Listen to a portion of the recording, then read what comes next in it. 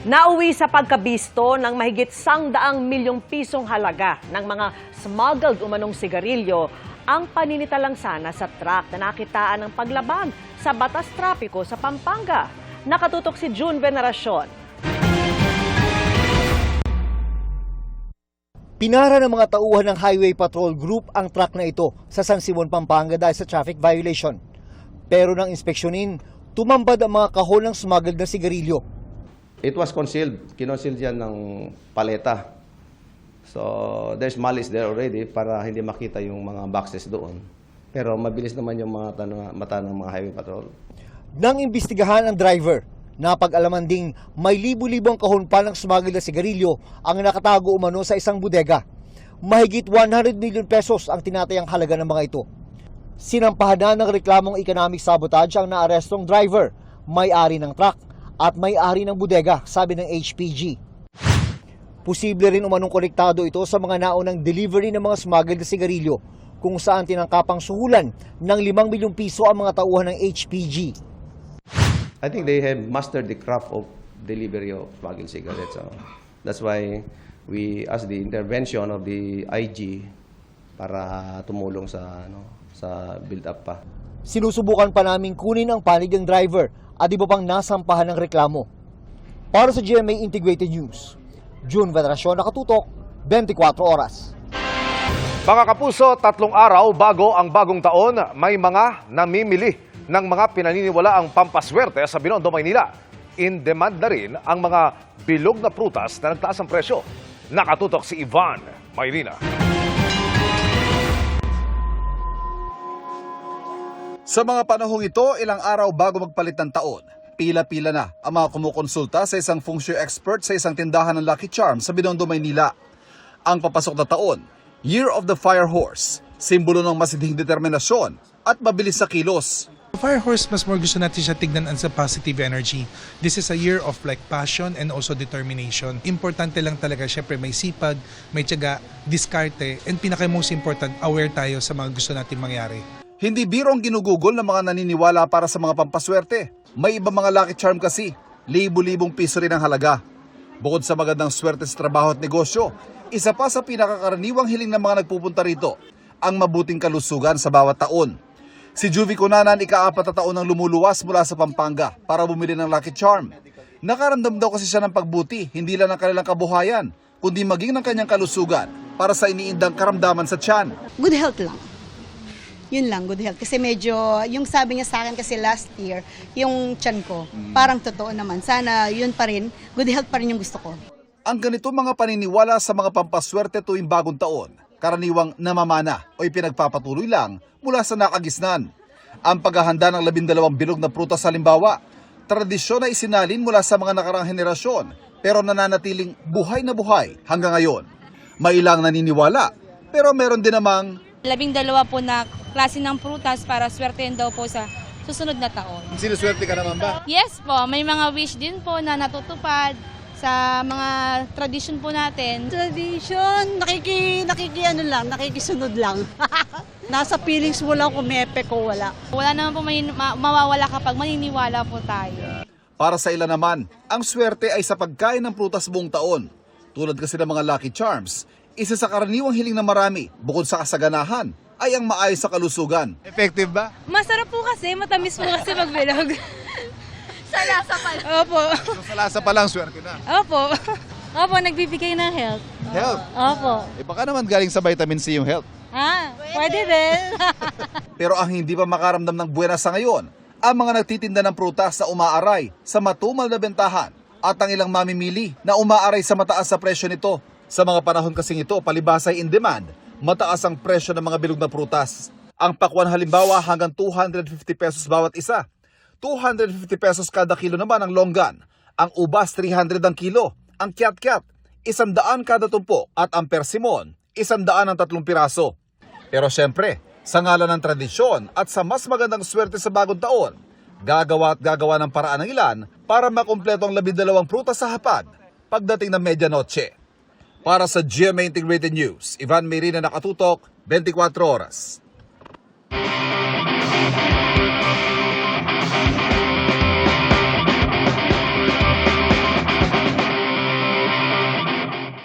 Sa dami ng mga tinatapong basura araw-araw, extra challenge ang pagmomonitor ng kalinisan sa mga kalye in real time. Kaya malaking tulong ang dinevelop na AI-powered surveillance system gamit ang CCTV cameras na automatic pang sinasabihan ang cleaning team kung saan dapat maglinis. Tara, let's change the game! Sa panahon ngayon, malaki ang pakinabang ng mga CCTV cameras bilang surveillance sa ating mga tahanan at pampublikong mga lugar. Pero ang mga nagkalat na CCTV cameras, naisipan ng isa pang game-changing na pakinabang. Sina Jansen, Dane, John at Darm, mga computer science students ng FEU Institute of Technology. Dinevelop ang TrashScan, isang AI-powered surveillance system na kayang ma-monitor ang dami ng basura at kalinisan sa mga kalye in real time gamit ang CCTV cameras. Kapag meron pong makalat na kalye, umaabot po ng mga 3 hours bago malinis. So ang nangyayari sa ibang kalat, nakokolekta sila sa mga kanal, nagkakaroon ng floodings. So ganun po naisip namin yung TrashScan na gumagamit ng CCTV systems ng barangay para mag-detect ng kalat and mag-direct po ng mga sweepers dun sa areas na makalat. Ang system gumagamit ng artificial intelligence at cutting-edge computer vision technology. So we collected our own data set po, specifically yung mga kalat po. We installed some CCTVs near our barangay. Because of that, nagkaroon kami ng around 8,000 total images of CCTV footages na may litters. That made our model more robust. Subukan na natin ang TrashScan. So, nandun po sa laptop yung surveillance system. Naka-integrate na dyan itong CCTV. O tara, magkalat na tayo. Na-identify na niya ngayon kung ano yung mga basura. Dito naman sa gilid, habang ina-identify niya yan, nililista niya ngayon kung ilan ba yung basura, ilang liters yan, tapos yung density ng basura, at pati na rin yung time and date kung kailan po nilapag yung basura. Sa ibaba naman, nandito yung tinatawag nila na litter trend. Kung alin yung mga oras na pinakamaraming kalat dun sa area na yon. Gamit ang system, automated na ang pag-assign sa sweepers kung saan nila kailangan pumunta. May analytics page din para sa mas detalyadong trend at data analysis na magagamit ng mga LGU sa waste management planning. After its conceptualization, we are trying to support them through market research and then after that, through commercialization. Ang trash surveillance system, natestra na sa Barangay 118 sa Tondo, Manila. Nagwagi rin ang kanilang innovation sa Philippine Startup Challenge 10 sa NCR. Isang paraan para mapakinabangan pa ang mga nakakabit ng CCTV cameras na hindi lang para sa seguridad, kundi para mapanatili ang kalinisan. Para sa GMA Integrated News, ako si Martin Navier, changing the game! Nakabaon na yan doon sa tali. Pag pinatay ako, hiya naman kayo. Kabilang sa mga tinutukan ngayong taon, ang pag-arestong hindi nakala ng marami na magaganap. Ngayong 2025, tuluyang nadakip si dating Pangulong Rodrigo Duterte at naiharap sa International Criminal Court kaugnay ng mga pagpatay sa ngalan ng giyera kontra droga. Tinangkayang pigilan sa airport pa lang at kinwestiyon pa nga sa Korte Suprema. I-recap natin yan sa pagtutok ni Rafi Tima.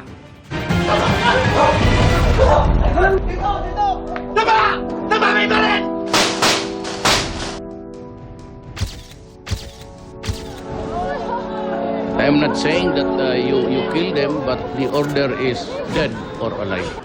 Halos isang dekada mula nang ipatupad niya sa buong bansa ang giyera kontra droga na unang ikinasa sa Davao City noong mayor pa siya. Pagka lumuwas ka, papatayin ko ka. Patuloy na minumulto si dating Pangulong Rodrigo Duterte ng mga humihingi ng hustisya. I'm asking the ICC to hurry up, and if I am found guilty, I will go to prison and rot there for all time. Umabot ang isyu hanggang International Criminal Court o ICC dahil sa reklamong sistematiko umano ang mga pagpatay. At ngayong taon, ipinaaresto si Duterte para sa kasong Crimes Against Humanity dahil sa umano'y extrajudicial killing sa giyera kontra droga.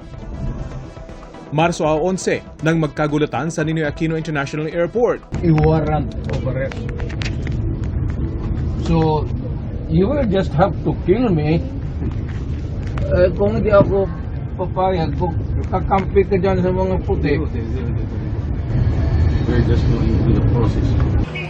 Pagkalapag pa lang kasi mula Hong Kong, hinarang na ang dating Pangulo at ineskortan papunta sa Villamor Air Base. By virtue of the warrant of arrest issued by the ICC for crimes against humanity. Sir, you have the right to remain silent. Nabasahan man ng arrest warrant. Halika bong, tinan mo. Abusado kayo na sila. Abusado. Dili mo hindi dapat ato agianan. Ayaw Lahi ato lang. agianan. Wala yung mga warrant. Wala lagi warrant. Inabot din ng ilang oras ang tensyonadong standoff. 18 years old siya. 18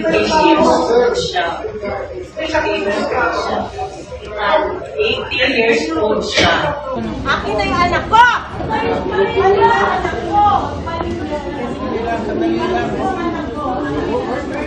Sino ba ang mas mataas sa iyo? Kausapin mo. Higher than you. Hihilain ko yan. Hihilain ko yan. Naku, maniwala ka, hihilain ko yan. Bago sa pilitang nabitbit si Duterte.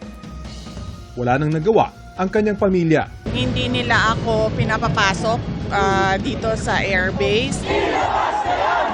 At mga taga-suporta. Tuluyang naisakay si Duterte sa chartered flight papunta sa The Hague sa the Netherlands.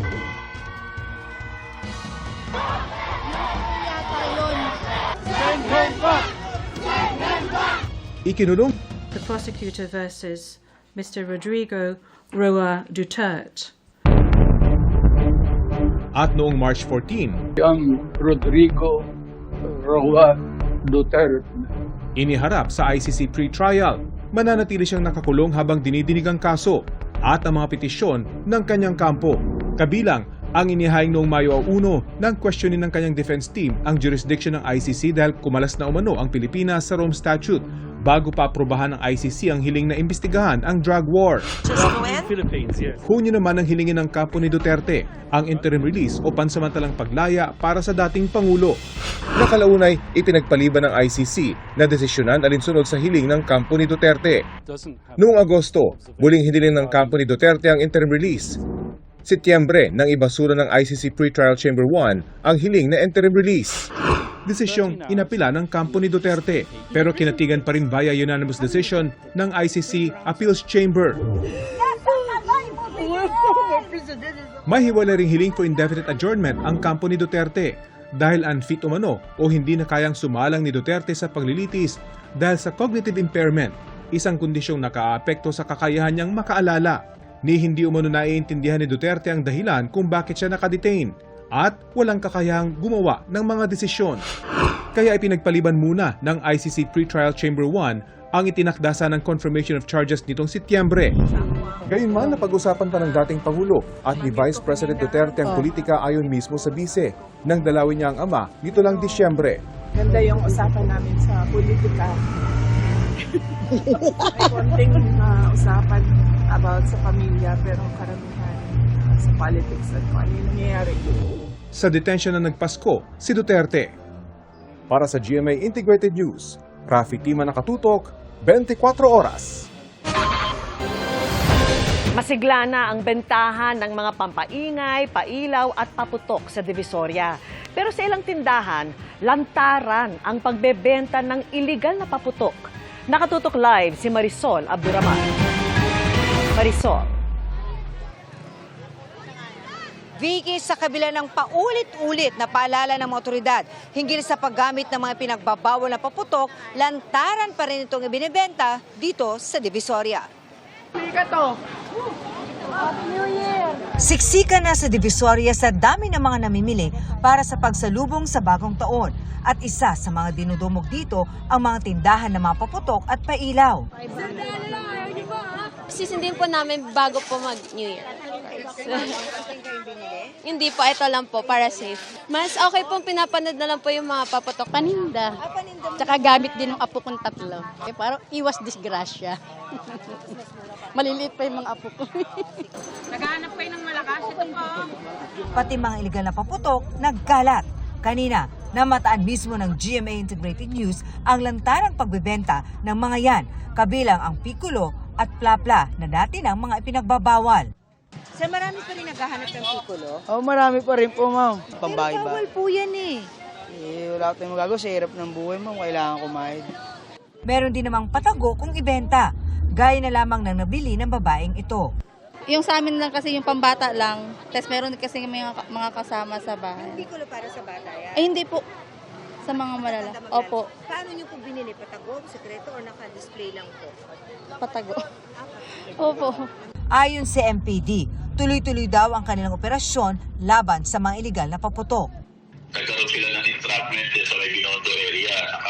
Nakahuli din sila sa dyan na nagbibenta ng iligal na paputok. Tapos kanina naman, may dalawa silang na-arresto at nakakumpiska din sila siguro mga less than 100,000 amount. Tuloy-tuloy yung ating campaign against illegal firecrackers. Ang ilang mamimili sa takot maputukan, turotot ang binili na pampaingay sa pagsalubong sa bagong taon. Para po mas safe. Okay ba? Opo. Malakas ngayon? Mabenta po.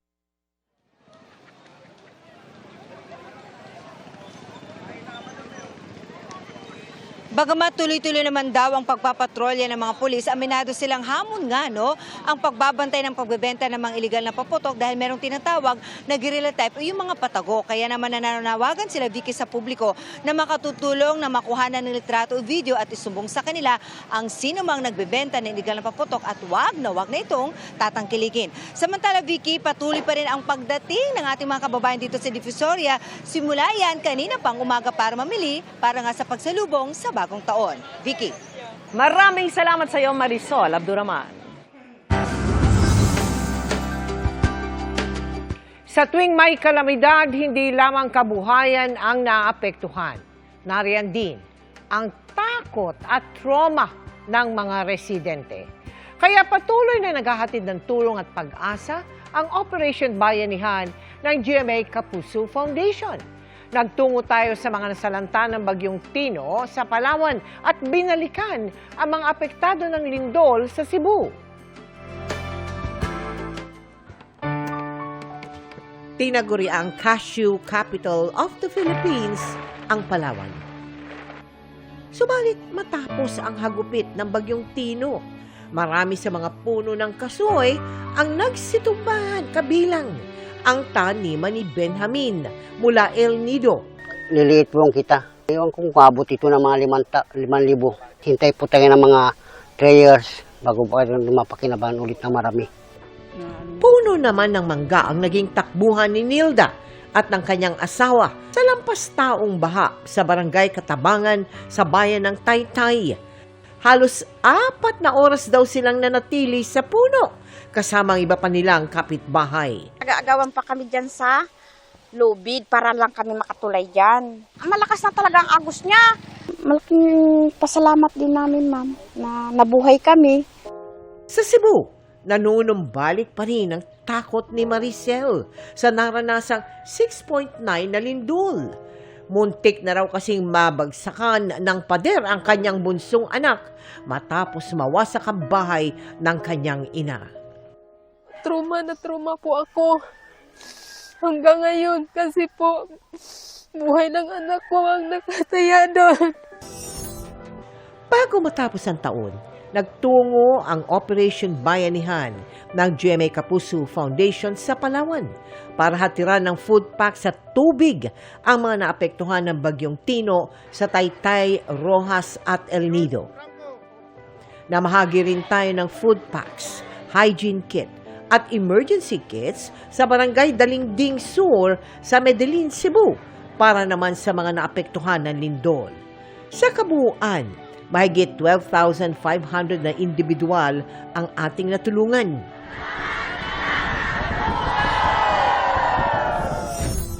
Sa mga nais makiisa sa aming mga projects, maaari po kayo magdeposito sa aming mga bank account o magpadala sa Cebuana Luwilier.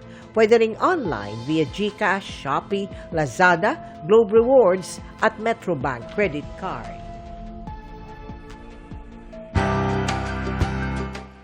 Samantala, mga kapuso, nag-donate ng 2 milyong piso ang Philippine Stock Exchange Incorporated o PSE at ang Philippine Dealing System Holding Corporation and Subsidiaries o PDS Group sa GMA Kapuso Foundation. Ilalaan po yan para sa mga pamilyang naapektuhan ng Super Typhoon Uwan sa Catanduanes. Pinangunahan ni na PSE at PDS Chairman Jose T. Pardo at President and CEO Ramon S. Monzon ang pagbibigay ng donasyon kasama ang iba pang opisyal. Tinanggap yan ng GMA Kapuso Foundation Executive Vice President at COO Ricky Escudero Katibog. Sa tulong na ito, layo natin na maghatid ng pag-asa at kaunting ginhawa sa mga taga-Catanduanes sa pamagitan ng ating Silong Kapuso Project. We need to donate. We need to help the people that were affected. We said we have to give it to somebody or to an organization that, we're sure can get to the people that we want to help. And so we decided on giving it to the Kapuso Foundation. The most affected area by Super Typhoon Uwan is the province of Catanduanes. At tayo ay mag-i-implement ng Silong Kapuso project there. Muli, taus-puso po kaming nagpapasalamat sa tulong na inyong ibinigay sa GMA Kapuso Foundation. Naratipikahan na ng Kamara ang BICAM report para sa 2026 national budget. Iyan ay sa kabila ng pagtutol ng ilang mababatas, partikular ang bilyong-bilyong pisong unprogrammed funds. Nakatutok si Jonathan Andal. All those in favor of the conference committee report say aye. Aye. All those against say nay. Mr. Speaker. The ayes have it. The said conference committee report is ratified. Majority Leader. Madam Speaker, wala pang isang minuto tapos ang sesyon ng Kamara at naratipikahan ang Bicameral Conference Committee Report para sa 6.7 trillion peso 2026 national budget. Session is adjourned until January 26, 2026 at 3 p.m. May mga kongresistang sumubok pang magsalita sa mikropono para tumutol at ipaliwanag ang kanilang boto. Nakakagulat, nakakadismaya na ganon kabilis yung ginawa nila. Mukhang, orchestrated syempre yung mga ganyan na mga laro. Hindi ito naaprubahan na walang nag-question. May nag-question pero hindi pinagbigyan tayo na talakayin ito sa Kongreso ngayong araw. Pero dumepensa dyan si Nueva Ecija Representative Micaela Swansing, House Appropriations Committee Chairperson na bumalangkas ng national budget. Pag viva voce po, usually hindi na ina-explain yung vote. Wala pong pork barrel sa 2026 GAA at makikita nyo po na meron pang safeguard na inilagay tayo, which again is that prohibition on political involvement in the distribution of cash and other financial aid. At hindi rin totoo na pork-free ang budget na ito. Mahigit 58 billion ang nadagdag sa mga lump sums para sa LGU, para sa mga infrastructure projects at ayuda na idadaan na sa LGU ngayon. Kung dati sa mga distrito, ngayon sa LGU. Si Caloocan Representative Egay Erice hindi rin bumoto pabor sa budget. Kung hindi raw i-veto ni Pangulong Bongbong Marcos, ko-questionin niya sa Korte Suprema ang inilagay na mahigit 240 billion pesos na unprogrammed appropriations dahil labag daw ito sa konstitusyon. Meron pa akong isang nakita na item sa unprogrammed funds. Yan yung delayed remittances to LGU shares. Bakit? Nasa unprogrammed funds to, dapat program funds to dahil obligasyon ng national government na ibigay kaagad yung mga share ng local government sa taxes. The GAA will form the legal basis for the unprogrammed appropriations. Ever since for several decades now, there have been unprogrammed appropriations in the budget. Nalalabuan naman si Deputy Speaker Ronaldo Puno kung pwede o hindi na talaga na magbigay ng guarantee letter ang mga politiko sa mga constituent nilang mangangailangan daw ng tulong pambayad sa hospital bills. May nilagay kasing probisyon sa 2026 budget na nagbabawal na sa mga politiko o elected official na mangialam sa pamamahagi ng ayuda ng gobyerno, gaya ng AIX, MAIFIP at TUPAD. Wala naman kaming pera dyan talaga. Ang tulong lang naman kasi ng ating mga mambabatas is mag-refer at magrekomenda, di ba? Hindi naman kami nagbabayad. Ang guarantee is not our guarantee, di ba? It is an assurance that, you know, the beneficiary of this assistance is qualified. Yun lang. So, ewan ko, masama ba yun? Sa tingin ko, hindi. Sagot na nagbalangkas ng probisyon, bahala na ang DOH na gumawa ng guidelines tungkol sa guarantee letters. Pero wala naman daw pakikialam ng politiko sa mga GL. Guarantee letters are issued, GL codes are issued by the DOH. As it is po, there is no political involvement in the issuance of GL codes. Kumpiyansa si Swansing na walang mabivito na probisyon sa 2026 national budget. 5 beses po proofread yan ng parehong Kamara at ng Senado. So we are confident that the President will not veto the budget. Sinagot naman ni Swansing ang lumabas na report ng PCIJ o Philippine Center for Investigative Journalism na ang distrito niya ng kanyang kapatid at ni Speaker Boji D ang may pinakamalaking DPWH insertion sa 2026 budget. Wala pong insertions sa ating budget, wala pong tago na mga pondo na o programa na isiningit sa budget. Lahat po ito ay dumaan sa masusing deliberasyon ng Kongreso at lahat po ito ay nakabase doon po sa mga in-endorse ng mga district engineering offices ng kanya-kanyang mga distrito base po sa mga pangangailangan. Para sa GMA Integrated News, Jonathan Andal, nakatutok, 24 oras. Isa ang patay nang tumagilid ang isang bus sa bahagi ng Marilake Highway. Kasama ng biktima ang mahigit 20 iba pa na mga miyembro ng Sangguniang Kabataan. Nakatutok live si Rafi Tima. Rafi. Vicky, nauwi nga sa trahedya ang masaya sanang excursion ng mga miyembro ng Sangguniang Kabataan mula sa Quezon City matapos nga silang maaksidente sa palikulikong bahagi ng Marilake Highway sa bahagi ng Infanta, Quezon.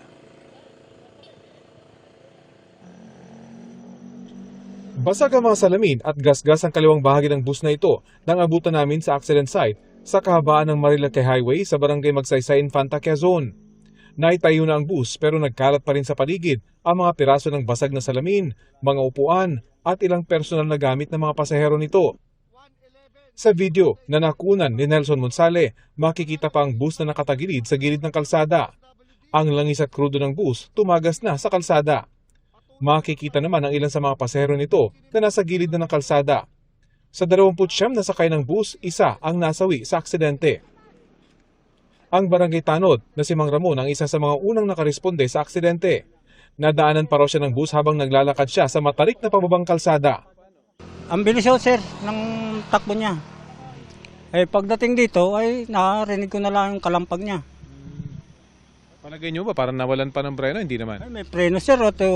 Bakas naman doon ang preno sa semento. Sadya mabilis lang ho? Oo, mabilis talaga. Bago lang yata ang nakakano sila dito. Hindi pamilyar? Hindi. So parang lumagpas siya sa kalsada? Ay, tumama siya sa barrier ng ganyan, sir. Tapos tumagilid na siya. Ang nasawi, dead on the spot daw matapos maipit sa tumagilid na bus. Ang mga sugatan, agad namang isinugod sa Claro M. Recto Hospital sa bayan ng Infanta. Nasa kustodiya naman ng Infanta Police ang driver ng bus. Kung makikita itong skid mark na ito ay posibleng sinubukan pa ng driver na magpreno pero hindi na nito kinaya at dumiretso yung bus dito sa may barrier na ito kung saan siya bumangga. Kung wala itong barrier na ito ay posibleng dumiretso yung bus dito sa may bangin at mas naging matindi pa yung pinsala dito sa bus. Pagkatapos bumangga ng bus ay tumagilid na ito sa bandang baba nitong kalsada kung saan naipit yung isa sa mga nasawi. Nirentahan daw ng SK members ang bus para sa kanilang excursion. Pero ayon sa Infanta PNP, hindi raw dapat dumaan ang bus sa Marilake Highway dahil para lang ito sa maliliit na sasakyan. Actually, hindi rin po yan intended para sa mga bus. Ang Marilake Highway, hindi po dapat sila dyan dumadaan dahil uneven po yung roads, medyo sharp, mga sharp po ang curbs at matatarik dahil yan po ay part ng Sierra Madre. Ang talagang ruta po nila ay dito po dapat sa may Fami area. Ang pagkakabanggit ng driver ay gumamit ng Waze, tinuro sila dito sa daan po ng Marilake.